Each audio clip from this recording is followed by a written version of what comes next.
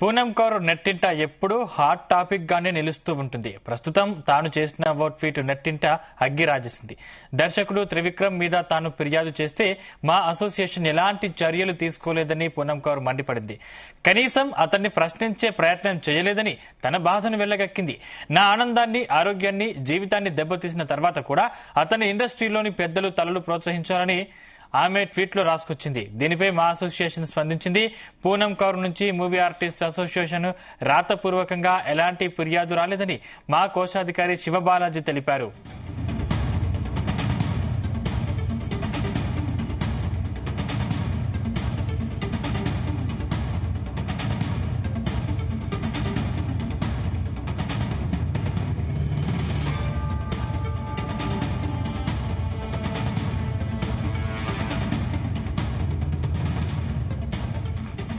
ఇంకా పూనం కౌర్ నెట్టింట ఎప్పుడు హాట్ టాపిక్ గానే నిలుస్తుంటుంది. ప్రస్తుతం తాను చేసిన ఓ ట్వీట్ నెట్టింట రాజేసింది. దర్శకుడు త్రివిక్రమ్ మీద తాను ఫిర్యాదు చేస్తే మా అసోసియేషన్ ఎలాంటి చర్యలు తీసుకోలేదని పూనం కౌర్ మండిపడింది. రైట్, ఇదే అంశానికి సంబంధించిన మరింత సమాచారం మా కరెస్పాండెంట్ వినోద్ అందిస్తారు. వినోద్, సతీష్, టాలీవుడ్ లో ఉన్న కాంట్రవర్సీలో పూనం కౌర్ ఎపిసోడ్ పెద్ద హాట్ టాపిక్ గా మారింది.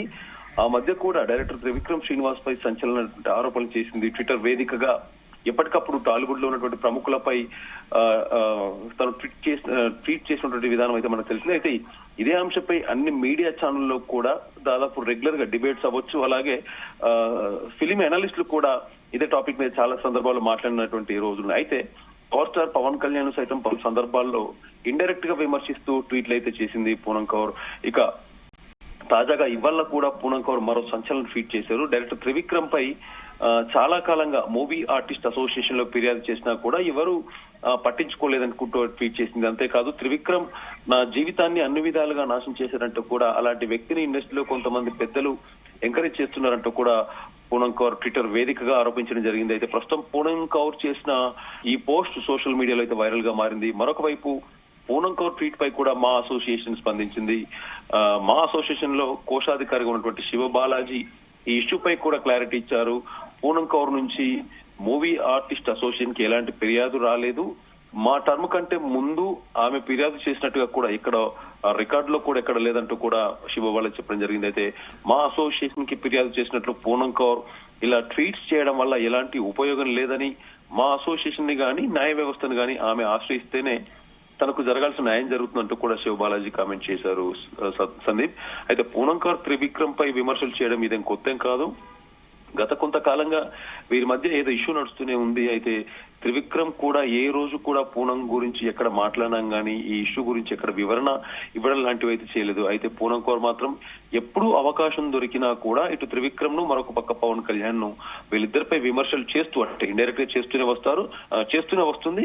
అయితే గత కొన్ని రోజులుగా ఈ 3 నెలల నుంచి అయితే ఇండైరెక్ట్ గా కాకుండా త్రివిక్రమ్ పేరును ఉద్దేశించి కూడా డైరెక్ట్ గా ట్వీట్ చేస్తూ వస్తుంది పూనం కౌర్. అయితే ఏపీలో కూడా ఎన్డీఏ ప్రభుత్వం ఏర్పాటు చేసిన సందర్భంగా కూడా ఆమె వివాదాస్పదమైనటువంటి ట్వీట్ చేశారు. మోసం చేసి చీటర్ గా గెలవడం కన్నా విలువలు నిజాయితీగా ఉన్న యోధుడిగా ఓడిపోవడం మేలంటూ కూడా పూనం కౌర్ ట్వీట్ చేసింది. ఇక్కడ మాజీ సీఎం జగన్ నిజాయితీగా ఉన్న యోధుడిగా పవన్ కళ్యాణ్ ను చీటర్ గా అభివర్ణిస్తూ కూడా ట్వీట్ చేసినట్టుగా అయితే సోషల్ మీడియాలో ఫ్యాన్స్ కూడా ఆమెకు రీకౌంటర్లు కూడా, అంటే ఆమె చేసినటువంటి ట్వీట్ చేసినటువంటి స్క్రీన్ షాట్స్ తీసి ఆమెకు ట్విట్టర్ లో కూడా రీకౌంటర్లు కూడా వేశారు. సో ఏది ఏమైనా పూనం కౌర్ ఎప్పటికప్పుడు, అంటే తను చేసినటువంటి సినిమాలు కూడా నాతిచ రామి సినిమా తర్వాత ఇంతవరకు తను ఏ సినిమా కూడా కమిట్ కాలేదు. సో ఇటు సినిమాలకు దూరంగా ఉంటూ ఎప్పటికప్పుడు ఎక్స్ వేదికగా ట్విట్టర్ లో యుద్ధం మాత్రం చేస్తున్నట్టు కూడా ముఖ్యంగా పవన్ కళ్యాణ్ ఫ్యాన్స్ కూడా చాలా సందర్భాల్లో ఫైర్ అయినటువంటి సందర్భాలు ఉన్నాయి. Sandeep, right, thank you Vinod.